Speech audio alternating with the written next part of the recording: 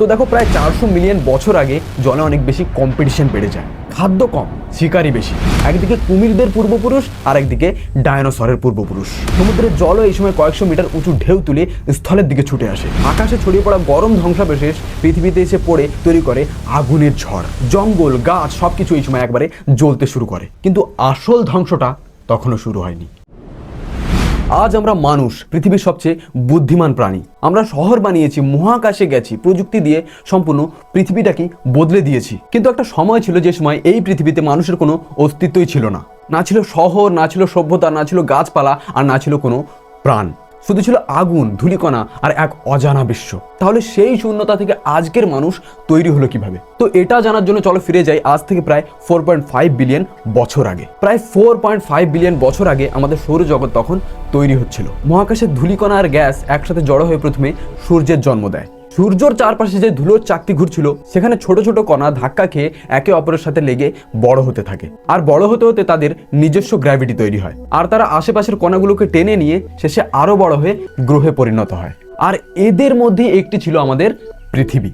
কিন্তু এই পৃথিবী আজকের পৃথিবীর মতো সুন্দর ছিল না। এটা ছিল একটা জ্বলন্ত আগুনের গোলা। পৃথিবীর পৃষ্ঠ ছিল গলিত পাথরে ভরা, চারিদিকে আগ্নেয়গিরি বিস্ফোরণ, আর আকাশে ছিল বিষাক্ত গ্যাস। বাতাসে তখন ছিল carbon die oxide, methane, ammonia, কিন্তু একটা জিনিস ছিল না, অক্সিজেন। এই পৃথিবীতে তখন কোনো প্রাণ বাঁচতে পারতো না। কিন্তু সময়ের সাথে সাথে পৃথিবী ঠান্ডা হতে শুরু করলো। বায়ুমণ্ডলের জলীয় বাষ্প ঘনীভূত হয়ে বৃষ্টি পড়তে শুরু করলো, আর সেই বৃষ্টি হাজার হাজার লক্ষ লক্ষ বছর ধরে হতেই থাকে। আর এই দীর্ঘ বৃষ্টির কারণেই তৈরি হয় পৃথিবীর প্রথম মহাসাগর। আর ঠিক এখানেই ঘটে যায় সবচেয়ে বড় অলৌকিক ঘটনা, জীবনের জন্ম। প্রায় 3.8 বিলিয়ন বছর আগে মহাসাগরের গভীরে তৈরি হয় এক ক্ষুদ্র জীব। এরা এত ছোট ছোট ছিল যে চোখে দেখা যেত না, সিঙ্গেল সেলড, এককোষী। কিন্তু এই ছোট জীবের মধ্যে লুকিয়ে ছিল ভবিষ্যতের সবকিছু, গাছ, প্রাণী, মানুষ, সব। বিজ্ঞানীরা মনে করেন এই মহাসাগরই ছিল এক ধরনের কেমিক্যাল ল্যাব, যেখানে বারবার বজ্রপাত, তাপ, রাসায়নিক বিক্রিয়ার মাধ্যমে তৈরি হচ্ছিল নতুন নতুন জটিল অণু। মানে এখানে প্রকৃতি যেন নিজে নিজেই এক্সপেরিমেন্ট চালাচ্ছিল। এই সময় লক্ষ লক্ষ বছর ধরে এই অণুগুলোই একে অপরের সাথে যুক্ত হয়ে এমন কিছু গঠন করে যা নিজেকে কপি করতে পারে। এটাই ছিল জীবনের প্রথম শর্ত, সেলফ রেপ্লিকেশন। এরপরে ধীরে ধীরে তৈরি হয় প্রথম কোষ, যার ভিতরে ছিল আরএনএর মতো তথ্য বহনকারী অণু। পরবর্তীতে ডিএনএ আসে। এখান থেকে জন্ম নেয় পৃথিবীর প্রথম এককোষী জীব। তবে হ্যাঁ, এই প্রক্রিয়া কিন্তু একদিনে ঘটেনি। এটা ছিল কোটি কোটি বছরের ধাপে ধাপে পরিবর্তন, যেখানে অসংখ্য প্রচেষ্টা ব্যর্থ হয়েছে আর কিছু সফল। অর্থাৎ জীবন কোনো ডিজাইন করা জিনিস নয়, এটা প্রকৃতির নির্বাচনের ফল। এরপরে প্রথম জীবগুলো তৈরি হলো ঠিকই, কিন্তু তখনও পৃথিবীর একটা বড় সমস্যা ছিল, বাতাসে কোনো অক্সিজেন ছিল না। আজ আমরা অক্সিজেন ছাড়া বাঁচতে পারি না, কিন্তু তখনকার জীবগুলো অক্সিজেন ছাড়াই বাঁচত, কারণ তাদের শরীরটাই আলাদা ছিল। এরপরে আসে একটা ব্যাপক বড় পরিবর্তন। প্রায় 2.5 বিলিয়ন বছর আগে একটা নতুন ধরনের জীব তৈরি হলো, সাইনোব্যাকটেরিয়া। আর এরা শুরু করলো একটা অসাধারণ কাজ, সূর্যের আলো ব্যবহার করে জল আর কার্বন ডাই অক্সাইড থেকে খাদ্য তৈরি করা। এটাকেই বলে ফটোসিনথেসিস। কিন্তু এর একটা সাইড ইফেক্ট ছিল, এরা অক্সিজেন তৈরি করছিল। এবার এটা শুনতে তো ভালো লাগে যে এরা তো অক্সিজেনই তৈরি করছিল, মানে ভালোই তো করছিল, কিন্তু এটা তখনকার পৃথিবীর জন্য একটা বিপর্যয়। কারণ সেই সময়ের জীবগুলো অক্সিজেন সহ্য করতে পারতো না। অক্সিজেন মানে তাদের কাছে ছিল এক ধরনের বিষ। রেজাল্ট কি হয়? ধীরে ধীরে অক্সিজেন যত বাড়তে শুরু করে, তত পুরনো জীবগুলো মারা যেতে শুরু করে। এটাকে বলে গ্রেট অক্সিজেনেশন ইভেন্ট। এক প্রকার বলতে পারো পৃথিবীর প্রথম বড় মাস এক্সটিংশন। কিন্তু এই বিপর্যয়টাই আমাদের জন্য আশীর্বাদ হয়ে দাঁড়ায়, কারণ অক্সিজেন থাকলেই জীবরা বেশি এনার্জি প্রডিউস করতে পারে, মানে বড়, জটিল, ইন্টেলিজেন্ট জীব তৈরি হওয়া সম্ভব। এরপরে আস্তে আস্তে জীবগুলো বদলাতে শুরু করলো, আর এর কারণটা খুব বেশি সিম্পল, সার্ভাইভাল। প্রকৃতিতে একটা নিয়ম আছে, যে অ্যাডাপ্ট করতে পারে সেই বাঁচবে। ধরো একটা জায়গায় 100টা জীব আছে, কিছু একটু দ্রুত, কিছু একটু ধীর, কিছু একটু শক্তিশালী, তো কিছু একটু দুর্বল। যখন বিপদ আসবে, দ্রুত আর শক্তিশালীরা বেঁচে যাবে, আর দুর্বলরা মারা যাবে। এবারে যারা বেঁচে থাকবে তারা তাদের বৈশিষ্ট্য পরবর্তী প্রজন্মে এগিয়ে দেবে। এভাবেই generation after generation species change হতে থাকে। এভলিউশন কোনো গোল নিয়ে কাজ করে না, এটা শুধুমাত্র বেস্ট ফিটকেই বাঁচিয়ে রাখে। এরপর একটা সময় আসে যখন জল থেকে অনেক প্রাণী ডাঙায় উঠে আসতে শুরু করে। আর এখানেই সেই ইন্টারেস্টিং প্রশ্নটা আসে যে কেন এই প্রাণীগুলো জল ছেড়ে ডাঙায় আসতে শুরু করলো? কেউ নিজের সেফ জোন, কমফর্ট জোন ছেড়ে কেন বাইরে আসবে? ভালোই তো খাচ্ছে ধাচ্ছে ঘুরছে জলের মধ্যে, কেন বাইরে আসবে? তো দেখো, প্রায় 400 মিলিয়ন বছর আগে জলে অনেক বেশি কম্পিটিশন বেড়ে যায়, খাদ্য কম, শিকারি বেশি, মানে জলে বেঁচে থাকা খুব বেশি কঠিন হয়ে যাচ্ছিল। তাদের কাছে অপশন বা অপরচুনিটিও বলতে পারো যে ডাঙায় তখনও কেউ ছিল না, না ছিল বড় শিকারি আর না ছিল কম্পিটিশন, ছিল শুধুমাত্র খালি জায়গা আর সম্ভাবনা। এরপরে কিছু মাছের শরীরে ধীরে ধীরে পরিবর্তন হতে থাকে, তাদের ফিন শক্ত হতে শুরু করে, তারা অল্প সময়ের জন্য ডাঙায় উঠতে পারে। প্রথম দিকে তারা পুরোপুরি ডাঙায় থাকতো না, তারা শুধুমাত্র সার্ভাইভ করার জন্যই ডাঙায় আসতো। যারা একটু বেশি সময় ডাঙায় থাকতে পারতো তারা একটু বেশি সার্ভাইভ করতো। আর ডাঙায় থাকার কারণে তাদের শরীর ধীরে ধীরে বদলাতে শুরু করে, ফিন থেকে পা, গিল থেকে ফুসফুস। আর এভাবেই জন্ম নেয় প্রথম ল্যান্ড অ্যানিমালস। মানে জীবন কখনো সহজ পথ বেছে নেয় না, যেখানে সুযোগ বেশি সেখানেই যায়। আর এরপরে আসে সবচেয়ে ভয়ঙ্কর যুগ, ডাইনোসরের যুগ। কিন্তু ডাইনোসরের যুগও হঠাৎ করে শুরু হয়নি, এটা একটা ভয়ঙ্কর ধ্বংসের মধ্যে থেকে শুরু হয়েছিল। প্রায় 252 মিলিয়ন বছর আগে পৃথিবীতে ঘটে ইতিহাসের সবচেয়ে বড় মাস এক্সটিংশন। এই ঘটনায় পৃথিবীর প্রায় 90% প্রজাতি বিলুপ্ত হয়ে যায়। ভয়ঙ্কর আগ্নেয়গিরি বিস্ফোরণ, প্রচন্ড গরম, সমুদ্রে অক্সিজেন কমে যাওয়া, সব মিলিয়ে পুরো ইকোসিস্টেমই ভেঙে পড়ে। পৃথিবী যেন একেবারে রিসেট হয়ে যায়। আর এই ধ্বংসের মধ্যে থেকে শুরু হয় নতুন প্রাণীদের উত্থান। আর তাদের মধ্যেই ছিল একদল সরীসৃপ, আর্কোসর্স। এই আর্কোসরদের মধ্যে থেকে ধীরে ধীরে বের হয় দুটো বড় লাইন, একদিকে কুমিরদের পূর্বপুরুষ আর একদিকে ডায়নোসরের পূর্বপুরুষ। তাদের সবচেয়ে বড় শক্তি ছিল তাদের পা শরীরের নিচে ছিল, পুরনো সরীসৃপদের মতো পাশ দিয়ে ছড়াতো না। এর ফলে তারা দ্রুত দৌড়াতে পারতো আর ছিল অনেক বেশি এফিশিয়েন্ট। আর এগুলোই এভলিউশনের এক বিশাল অ্যাডভান্টেজ।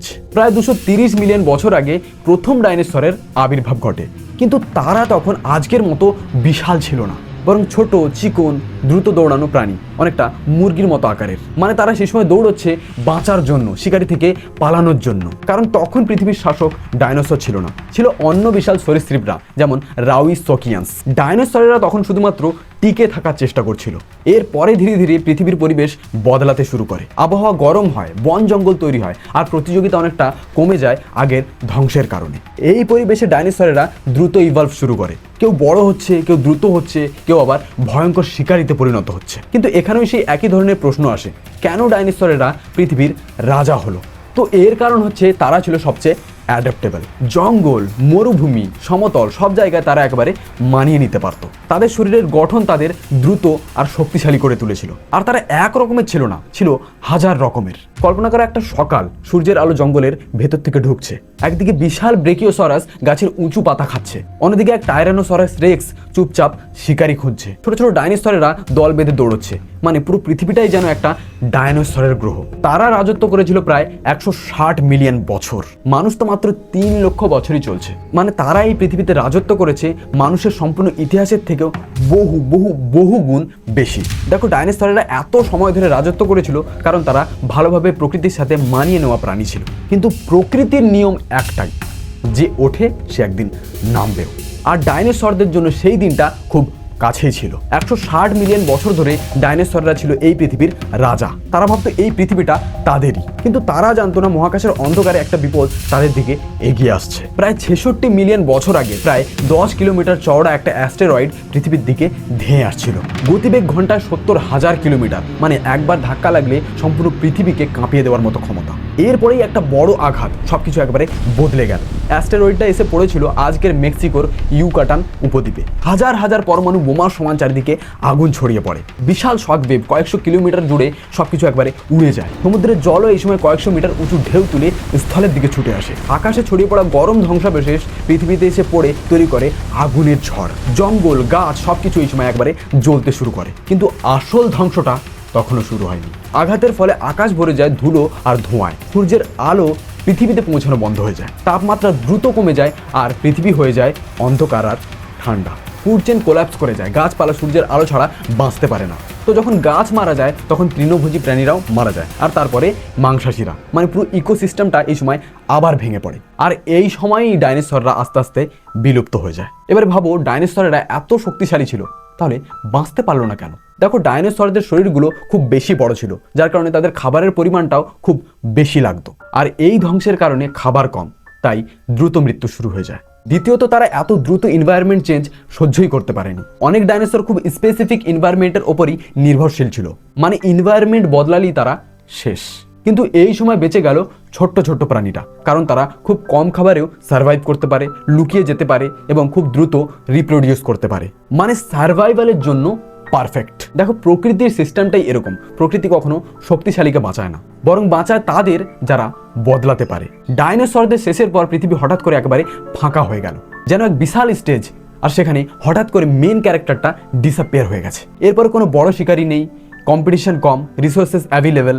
এই সুযোগেই যে ছোট্ট স্তন্যপায়ী প্রাণীগুলো ছিল তারা সামনে আসতে শুরু করে। যেমন ম্যামালস, তাদের ব্রেন খুব বেশি ডেভেলপড ছিল, তারা বাচ্চাদের কেয়ার করতো আর সাথেই তারা অ্যাডাপ্ট করতে পারতো। এদের মধ্যে কিছু প্রাণী গাছে থাকতে শুরু করলো। এবার এরা গাছেই কেন থাকতে শুরু করলো? তো দেখো, নিচে তখনও বিপদ ছিল আর গাছে ছিল নিরাপত্তা, আর একটা বড় অ্যাডভান্টেজও ছিল, ফল, পাতা, পোকামাকড়, নতুন খাবার। গাছে থাকতে গেলে শরীরের ব্যালেন্স প্লাস কন্ট্রোল দরকার হয়, আর সাথেই দরকার ছিল ডিস্টেন্স জাজমেন্ট, এবং এর জন্য দরকার ছিল বেটার ব্রেন। চোখ সামনে চলে আসে, ডেপথ প্রেসক্রিপশন তৈরি হয়, মানে আমরা দূরত্ব মাপতে পারি, যেটা আজও আমাদের মধ্যে আছে। কিন্তু এইখানেই একটা চেঞ্জ আসে, যার কারণে এদেরকে গাছ থেকে মাটিতে নামতে হয়। প্রায় 10 মিলিয়ন বছর আগে আফ্রিকার হাওয়া বদলাতে শুরু করে, বন কমে যেতে থাকে আর খোলা ঘাসের মাঠ বাড়তে থাকে। আর এরকম একটা সময় গাছে থাকা প্রাণীরা যদি গাছই না পায়, তো তাদের বাধ্যতামূলকভাবে মাটিতে নামতেই হবে। কিন্তু মাটিতে শিকারই বেশি, নিরাপত্তা কম, খাবার ছড়িয়ে ছিটিয়ে পড়ে আছে, মানে সার্ভাইভ করা একটু কঠিন। আর এইখানেই শুরু হয় সবচেয়ে বড় পরিবর্তন, 2 পায়ে হাঁটা, বাইপ্যাডালিজম। 2 পায়ে দাঁড়িয়ে মাথা উঁচু করে দাঁড়ালে তারা অনেক বেশি অ্যাডভান্টেজ পাচ্ছিল। ঘাসের মাঠে দাঁড়িয়ে দূরের শিকারি বা দূরের খাবার দেখা খুব বেশি সহজ হয়ে যাচ্ছিল। এমনকি 2 পায়ে হাঁটার কারণে হাত দুটো ফ্রি হয়ে যায়, হাত দিয়ে খাবার বহন করা, জিনিস তোলা, অস্ত্র বহন করা। 2 পায়ে হাঁটা দীর্ঘ ডিস্টেন্স কভার করার জন্য এফিশিয়েন্ট ছিল। যারা 2 পায়ে হাঁটতে পারতো তারা বেশি সার্ভাইভ করতো, আর এইভাবেই ছড়িয়ে পড়ে এই বৈশিষ্ট্যটা। হাত দুটো ফ্রি হয়ে যাওয়া মানুষের এভলিউশনের বিগেস্ট টার্নিং পয়েন্ট। দেখো, মানুষের গল্পটা এতটা সহজ না। বানর থেকে মানুষ, এই গল্পটা আমরা ছোটবেলা থেকেই শুনে আসছি, কিন্তু সত্যিটা আসলে এর থেকে অনেক বেশি জটিল এবং অনেক বেশি ইন্টারেস্টিংও। কারণ মানুষ হঠাৎ করে তৈরি হয়ে যায়নি, এটা ছিল লক্ষ লক্ষ বছরের এক দীর্ঘ যাত্রা। প্রথমে আসে অস্ট্রালোপিথেকাস। তারা দেখতে অনেকটা বানরের মতো ছিল, কিন্তু একটা বড় পরিবর্তন হয়েছিল, তারা 2 পায়ে হাঁটতে পারত। তাদের মস্তিষ্ক ছোট ছিল, তারা গাছে থাকতো, আবার মাটিতেও চলাফেরা করত। এরা ছিল এক ধরনের ট্রান্সিশন, গাছের জীবন থেকে মাটির জীবনের সেতু। এরপরে আসে হোমো হ্যাবিলিস। হ্যাবিলিস শব্দের মানে হচ্ছে হ্যান্ডিম্যান, কারণ এরাই প্রথমবার টুলস ব্যবহার করতে শুরু করে। আর ইতিহাসে এই প্রথমবার ছিল যখন কোনো প্রাণী এনভায়রনমেন্টের সাথে শুধুমাত্র নিজেকে মানিয়ে নিচ্ছিল না, বরং এনভায়রনমেন্টকে বদলে দিচ্ছিল। এরপরে আসে এভলিউশনের এক বিশাল লাভ, হোমো ইরেক্টাস। এরা আগুন ব্যবহার করতে শিখেছিল। যেখানে অন্য শিকারীরা আগুন দেখলে ভয় পেত, সেখানে হোমো ইরেক্টাস আগুনের স্বভাব বুঝে তাকে নিজের ফায়দার জন্য কাজে লাগায়। আগুনকে বোঝার কারণে অনেক বেশি লাভ হলো। আগুনে পোড়ানো খাবার নরম হয়, সহজে হজম হয়, বেশি এনার্জি পাওয়া যায়। আর বেশি এনার্জি মানে আরো বড় ব্রেন। এরা দীর্ঘ পথ ভ্রমণ করেছিল। প্রথমবার মানুষ আফ্রিকা ছেড়ে পৃথিবীর দীর্ঘ প্রান্তে ছড়িয়ে পড়ে, তাই এদের বলা হয় গ্লোবাল ট্রাভেলার। মানে এরা না থাকলে মানুষ হয়তো পৃথিবী জুড়ে ছড়াতে পারতো না। এরপরে আসে আরো একটি গুরুত্বপূর্ণ প্রজাতি, নেয়ান্ডারথালস। এরা ছিল শক্তিশালী, ঠান্ডা পরিবেশ মানিয়ে নেওয়া। এদের নিজস্ব কালচার ছিল, এরা মৃতদের কবর দিত। কিন্তু এরাও টিকতে পারেনি, এরাও হারিয়ে যায়, সম্ভবত ক্লাইমেট চেঞ্জ, হোমোসেপিয়েন্সের কম্পিটিশন আর ইন্টারব্রিডিং এর কারণে। এরপরে সবার শেষে আসি আমরা, হোমোসেপিয়েন্স। এবারে প্রশ্ন আসে, আমরাই কেন টিকে গেলাম? আমরা সবচেয়ে শক্তিশালী ছিলাম না, আমরা সবচেয়ে দ্রুতও ছিলাম না, তাহলে কেন? কারণ আমাদের কাছে ছিল ল্যাঙ্গুয়েজ, শুধুমাত্র কথা বলার জন্য না, নিজের মধ্যে যে আইডিয়াটা আছে সেটা সামনের মানুষকে বোঝানোর জন্য। আমরা হাজার হাজার মানুষের গ্রুপ তৈরি করতে পারি, যারা একে অপরকে চেনে না কিন্তু তবুও একসাথে কাজ করতে রাজি। এরপরে আসে বিশ্বাস। আমরা এমন কিছু জিনিসে বিশ্বাস করি যেগুলো চোখেও দেখা যায় না। এই বিলিফ সিস্টেমই আমাদেরকে একসাথে বেঁধে রাখে। কিন্তু হোমো হ্যাবিলিস, হোমো ইরেক্টাস, নিয়ান্ডারথালস এরা সবাই শক্তিশালী ছিল, তারপরেও এরা সবাই হারিয়ে গেছে। 4.5 বিলিয়ন বছরের এই যাত্রায় একটা আগুনের গোলা থেকে জন্ম নিয়েছিল পৃথিবী। সমুদ্র থেকে ডাঙা, ডাঙা থেকে জঙ্গল, জঙ্গল থেকে আবার মানুষ। এই যাত্রায় লক্ষ কোটি স্পিসিস এসেছে, কিন্তু আজ পৃথিবীকে কন্ট্রোল করছে শুধুমাত্র একটাই স্পিসিস, আমরা। কিন্তু মনে রাখো, আমরা এই গল্পের শেষ না। যেমন অস্ট্রালোপিথেকাস একদিন শেষ হয়েছে, হোমো ইরেক্টাস একদিন শেষ হয়েছে, তেমনি হোমো সেপিয়েন্সও একদিন হিস্ট্রি হয়ে যেতে পারে। এভলিউশন কখনো থামে না। আজ আমরা সবচেয়ে শীর্ষে আছি, কিন্তু কাল কে থাকবে কে জানে। জয় হিন্দ।